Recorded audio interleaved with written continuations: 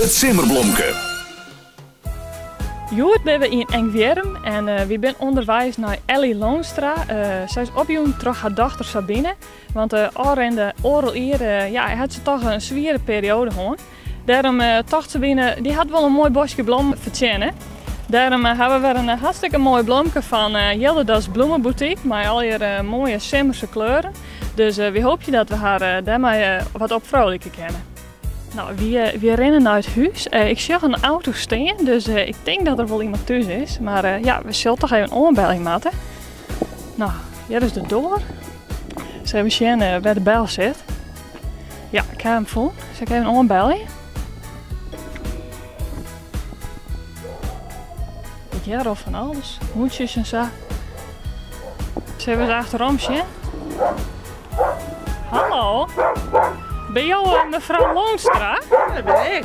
Wat? Zullen we hier even heen rennen? De hond blijft nou. Dan kunnen we wat beter verstaan inderdaad. We zijn van RTV NOF en we hebben een heel mooi bosje bloemen voor jou. Die je hebt al rond de oorlog hier is net zo heel makkelijk geweest. Nee, klopt helemaal. Ik ben mijn ouders verleden, ik ben mijn zus verleden. Ja, dus dat ben inderdaad net zo makkelijk. Nee, Dat ben wel minder tijden inderdaad. En je zit toch altijd voor iedereen klaar, heb je het? dat klopt, ja.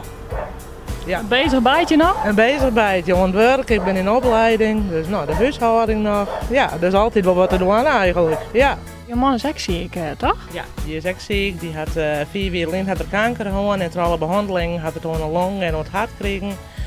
En dat wordt er echt net beter op. En zie van dit is echt net goed, dus die kan echt net zo volgen. Dus nog meer ellende erbij eigenlijk? Ja, ellende. Ik weet net dat het ellende is. Wij zijn erin gegroeid. Het is al 4 jaar eigenlijk. En eigenlijk gaat het al bij ons. Ik mag het misschien zo net zeggen, maar ja, maar je een hand voor de tijd hier. Ja. Heb je enig idee van waar dat dit blomke wezen kan? Ik zou het net weten. Misschien van mijn dochter, ik weet het net. Nee, geen idee eigenlijk. Het is een hele verrassing. Ja, dat is de bedoeling. Nou, je zit er wel op het goede spoor, want hij is inderdaad van jouw dochter Sabine. Oh, dat is hartstikke mooi. Ja, nog geweldig. Ja.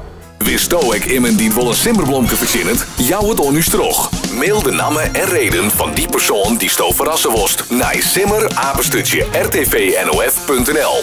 Het Simmerblomke.